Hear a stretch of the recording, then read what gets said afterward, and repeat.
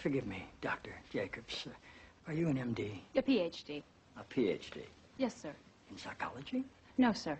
Theology? No. Social work? I have a PhD in English literature.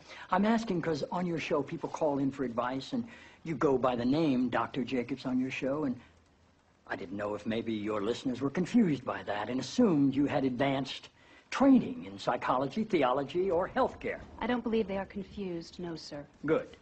I like your show. I like how you call homosexuality an abomination. I don't say homosexuality is an abomination, Mr. President. The Bible does. Yes, it does.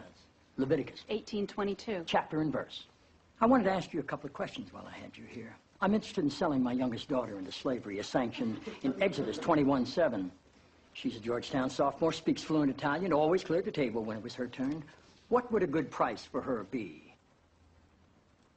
While thinking about that, can I ask another? My chief of staff, Leo McGarry, insists on working on the Sabbath. Exodus 35:2 clearly says he should be put to death. Am I morally obligated to kill him myself, or is it okay to call the police? Here's one that's really important, because we've got a lot of sports fans in this town. Touching the skin of a dead pig makes one unclean, Levíticus 11:7.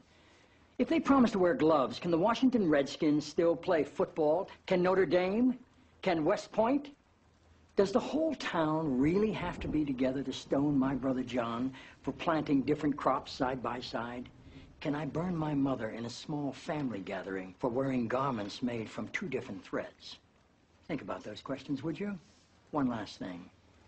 While you may be mistaking this for your monthly meeting of the Ignorant Tight-Ass Club, in this building when the president stands, nobody sits.